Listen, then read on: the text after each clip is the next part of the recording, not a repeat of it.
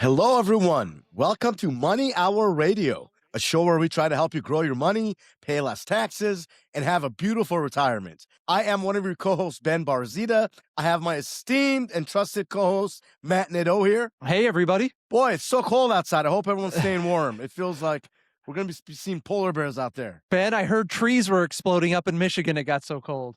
Oh, goodness. Well, we are both founding partners and wealth managers at Barzideh and Nadeau Wealth Management, a comprehensive financial planning firm located right here in Barrington and serving the greater Chicagoland area. And we are fiduciaries, and as an independent, family-owned firm, we truly have the freedom to focus solely on your interests, not some corporations or those shady private equity companies that are buying everything up these days. That's right. And of course, want to take a moment to say hi to all of our clients. Hope you're staying warm. And of course, we appreciate you all. We appreciate the trust you placed in us, and we love every one of you. Oh. And we have a great show, as we always say, but we got some interesting things. One thing we're going to talk about, I'm sure everybody's waiting for the big discussion on Greenland, right? What actually we want to talk about is something else that may have rattled the markets, and it's called the Japanese yen carry trade. So we're going to tell you what that is, why it actually may have had a big impact, at least earlier in the week when the market took a little dive. And then later in the show, we're going to come back. We have another special guest. We're getting near tax season. So we thought, other than ourselves, who's the next best guy we would want to bring on? And it's a tax expert CPA, Raj Nagarajah. He's a managing partner at ATA Group. He even helps us with our own business taxes. We love him. He's great. You don't want to miss it. There's going to be some great information later today. No doubt. And as always, we encourage you to subscribe to our YouTube channel on moneyhourradio.com, where you can view this week's episode along with the previous ones. Like and subscribe. That's the keywords, right? A huge boost to our channel, totally free. We'd appreciate it. You can also subscribe to our weekly economic newsletter that's called the 5-Minute Market Brief. It's informative, succinct, easy to read. We get a lot of good reviews on it. You can find that on bnwealth.com. And while you are on bnwealth.com, please follow us on our social media pages on Facebook and Instagram. Yeah, help us blow up. You don't want those influencers, Hollywood types, whatever, getting all the likes. And subscribe. We have almost 8,000 subscribers now on our YouTube channel. All right. Just a few months. Let's get it going. Thank you, everybody who has subscribed. We appreciate it. Absolutely. All right, let's jump in. Let's talk about this week.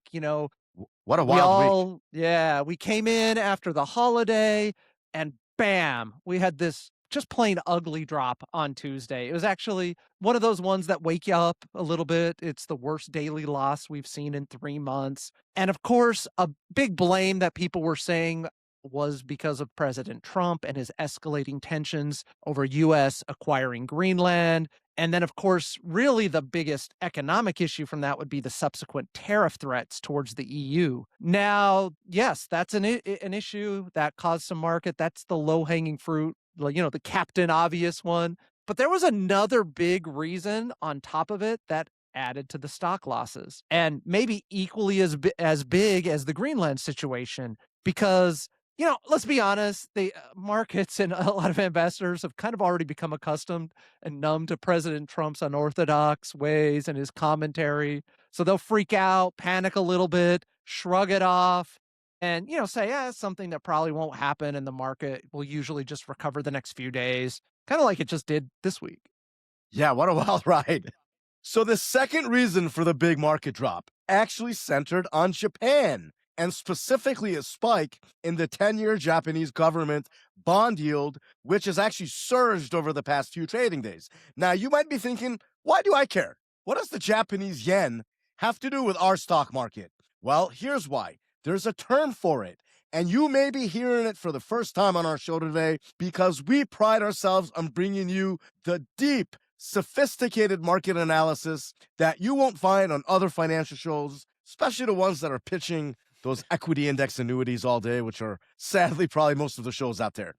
But the term we're referring to is the yen carry trade, and it's the unwinding of it is what is messing up the market right now. So a yen carry trade is actually an investment strategy where an investor borrows yen or sells yen short because yen funding has been very cheap, and then invest those proceeds into assets or currencies that are offering a higher return elsewhere, like US Treasury bonds or US stocks, for instance. And investors profit from the interest rate differential between the two. So it's kind of like an arbitrage opportunity. Yeah, just think, I mean, they're finding easy money out there, and this strategy has been a huge drive of global liquidity. So it's this investment flow for decades because the Japanese rates have been near zero for a very long time. So this has been going on for decades. So guess what? Now we're starting to see the opposite of that, which is the unwinding of that benefit. So the interest paid on the Japanese yen has started to rise, and that reduces this arbitrage opportunity, this spread. So now investors are like, all right, we got to go in the opposite direction. We have to sell the assets that we had bought with this money we borrowed from the yen. Well, a carry trade unwind is literally not one trade. It's this chain reaction that happens. Yep. So it amplifies the selling. So risk assets decline due to leveraged investors selling their holdings to reduce their exposures. Then liquidity thins and dries up, and the same orders moves prices further than expected. And bingo, volatility spikes, and it can trigger increased selling due to risk limits, margin rules, different things that crop up. And by the way, this is not the first time it's been happening. As interest rates on Japanese bonds have been going up over the last few years, actually, one of the big instances, one of the first instances, if you remember, was July and August of 2024. Big drop in the market. I think during that time, the Nasdaq was down about 15% top to bottom, S&P down about 10, but it certainly recovered. And so some people might be asking, why are Japanese government bonds rising so sharply? What's going on that's messing up this carry trade? Well, it's because investors are concerned about the fiscal situation in Japan and how it may get worse in the near future. Japan's fiscal situation is by far the worst of the major economies, highlighted by the fact that they have a 250% debt to GDP ratio, which is just enormous. It's actually double that of the United States. So as the rates go up, the more money it costs them to service that debt. And any policy that increases that debt and inflation only makes the situation worse for them and drives up their interest rates. And last week, we had snap elections. They became likely in Japan, and the potential outcome of those elections will be a big deal for their situation and their currency going forward. And if it impacts them, it could impact the rest of the world, including us. So looking forward, we might see more volatility. And of course, we will be monitoring this and other events like it very closely and would, of course, let you know right here on Money Hour Radio.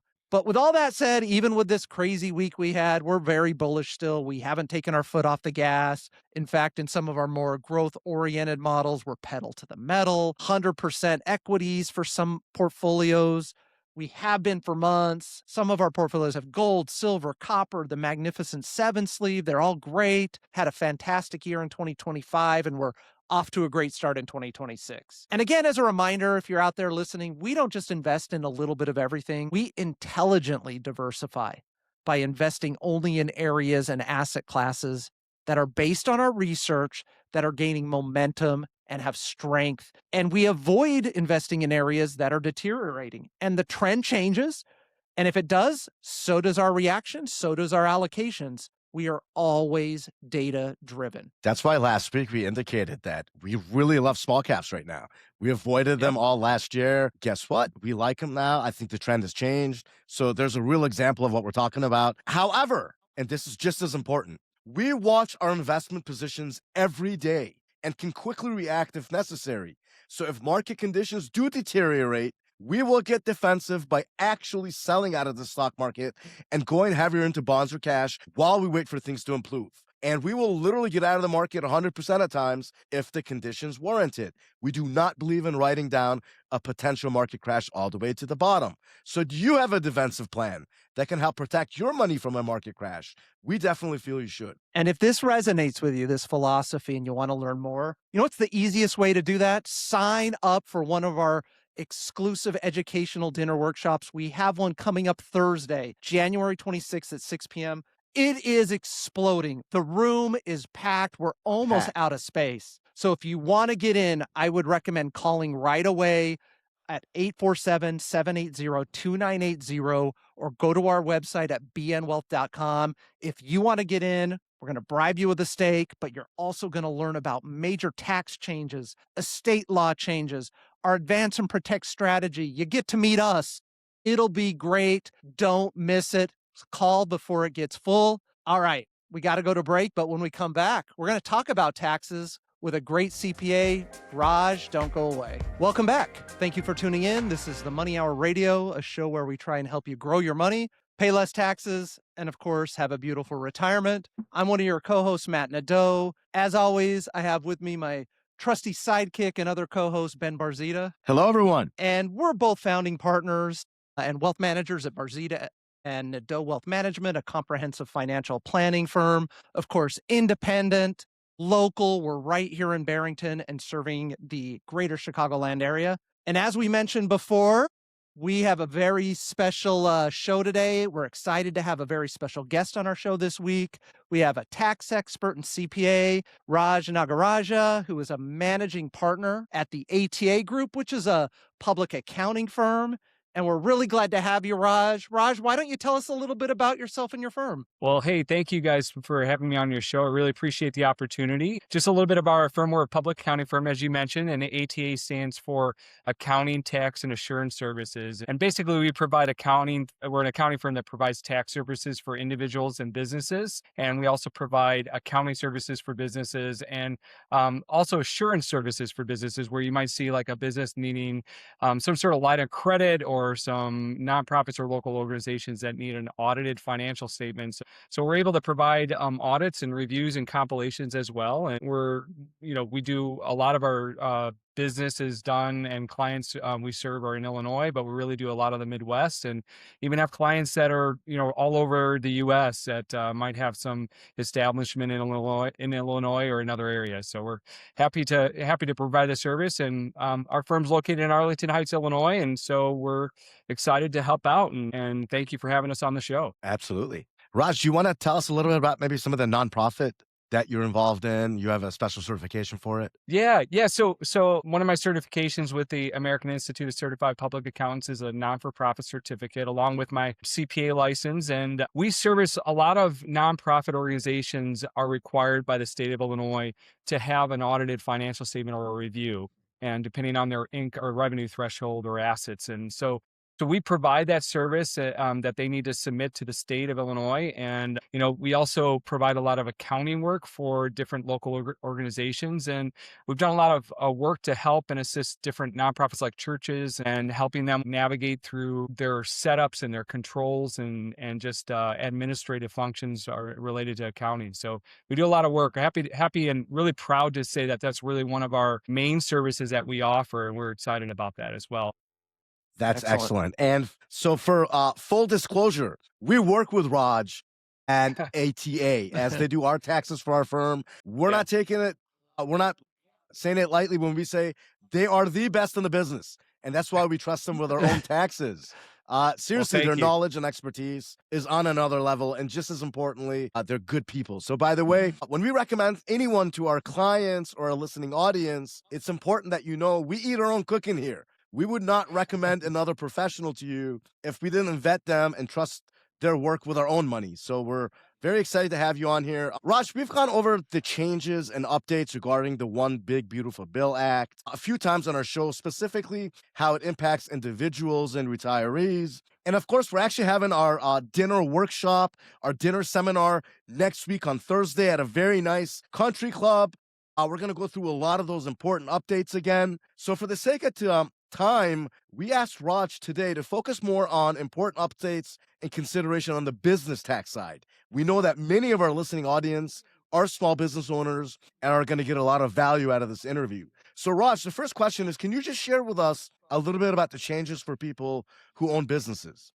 Yeah, sure thing. I think probably the two biggest changes are related to businesses, has to do with the bonus depreciation and the R&D expenses, or research and development expenses. Probably the first thing was with the bonus depreciation. So bonus depreciation are basically assets that businesses purchase such as machinery or vehicles or some manufacturing equipment or so forth. And so normally, because there's such large purchases and they last longer than 1 year, you typically would depreciate that over time. What has happened is there was a law that allowed us to bonus depreciate those assets and basically take those assets and expense that. You used to be able to do 100%, and then it would go down to 80, 60, and 40, and so forth. Well, with the One Big Beautiful Bill, they reinstated that 100% bonus depreciation. So it's a nice Right. feature that they're offering. So if I have manufacturing equipment, or if I have a vehicle, or if I have like something that's really this income producing property or qualified production property, I'm able to take those assets and deduct those and or expense those all in one full year. It's a little bit different than what we call a Section 179 election, where Mhm. Section 179 election is similar. You're allowed to do it. However, there's some limitations with thresholds that you can do on Section 179. There's some state limitations. And then also with bonus depreciation, you're allowed to go below your net zero loss. You could actually take a loss on that. So it's a nice feature to have. So that's the Wonderful. bonus. That's a bonus depreciation, a really nice feature. The other thing is the domestic research and experimental or domestic research and development expenses, and it's a Mhm. credit. And what that is that's a credit that allows that if you develop anything, you're doing some research, you're doing some development, you're doing some experiments on products that you want to eventually get out on the market, you can deduct those or expense those and get that credit, a tax credit that they offer. What had happened was the laws would allow you to say, yeah, you can get this credit, but certain things like wages or supplies or other things would say you got to add that back into your income and amortize that or capitalize that over a certain period, usually 5 years or 60 months. And so what had happened was it created this sort of calculation that we had to figure out which would be better to do. And what happened with the OBBBA is they allowed you to take those items that you were going to amortize and now fully expense it. So you can receive the tax credit and you don't have to go back and capitalize that. And it also allowed you to go back in prior years. And if Mm. you had those items in prior years, you could also take those and use those and expense those in the current year, or you could split it over 2 years. So it's a really nice feature, especially if you're a manufacturing company doing R&D expenses or something along that line. It just really reinstated the full expense of that rule. So it's a nice feature. Yeah, Wonderful. good. It's encouraging innovation. It's like, here we Yeah, go. Let's do it yeah, again. absolutely. It's great. Back in America doing that. That's wonderful. Exactly. And anything that can increase cash flow to the business owner, certainly, and reduce taxes. I mean, that's like the holy grail, right? Phenomenal. Yeah, it's exactly. Yeah. Just another thing that I know we've talked about in the past and something that we wanted to bring up is really, we've heard over the past few years about this pass through entity tax credit. We've tried to touch on it in the past, but we're not the experts like you are, Raj. So, Sure. how about you share a little bit about the impact of that? Yeah, absolutely. Just as you stated, the pass-through entity tax, in prior years, for individuals, you had a SALT tax or state and local tax limitation on your Schedule A deductions on your individual return, and it was 10 grand in prior years. It's up to 40 grand this 25 moving forward. So there was an impact on this limitation. So what was allowed is that they allowed this if you're a business owner. They allowed this thing called pass-through entity tax. And basically, if I was a business owner and I knew I was incurring a profit on the business, I not only in the state of Illinois had to pay a replacement tax, but the business could pay my tax or of the portion of income that I had on my K-1 schedule. So in essence, I not only had a replacement tax with the state of Illinois at a business level, but they could also pay my 4.95% Mm. of my share of my of portion of the business income. So what was nice about that is that it was a workaround with this cap of $10,000 that they had. Basically, the business pays a tax. I would get this credit on my individual return, and I could use that credit to offset any tax that I would owe. The other nice feature with that is if the business is paying a state and local tax on your behalf, the IRS actually allows you to deduct that at a federal level. So if I'm Wonderful. paying a 4.95%, pass through entity tax on behalf Sure. of a shareholder or a partner, I could deduct that at a federal level. One Amazing. thing to keep in mind that is a pass through or flow through entity type of organization. So it needs to be a partnership or an S corp or some LLC that's treated as a partnership or S corp. Absolutely. Raj, such good information. Can you please share with our listening audience your contact information, best way to reach out to you for those interested in learning more about you and your firm ATA? Excellent. Yeah, no problem. Thank you for having me on the show. So you can get a hold of us on our website, www.atagroupcpa.com. That's our main website, and you can get in contact with us that way. You can also call us at 847-870-0380. So either of those numbers, someone here at our office will be able to talk with you or speak with you in person, and be able to happy to answer any questions you might have or give you any counsel or advice from tax counsel or any tax advice. So excellent. Well, if you need a CPA, these guys are the best in the business. Look them up. Well, thank you. Appreciate that. And also, we want to let people know before we're out of time here. Big news. We have our workshop coming up. Very fancy country club. We're going to serve a wonderful steak. It's going to be on Thursday, January 29th. It's filling up fast. We have so many people coming already that we're only going to hold reservation open for a few more days. So there's still some room left. Give us a call at 847-780-2980. You can also go to bnwealth.com and register. But we're going to go over all of the new tax updates, estate planning updates, investments, our outlook for this year. And of course, like I said, we're going to bribe you with a nice steak. So go online, sign up for that. But we're out of time. God bless everyone. We'll see you next week. And thanks so much for coming on, Raj. Thank you so much. Appreciate it. Take care.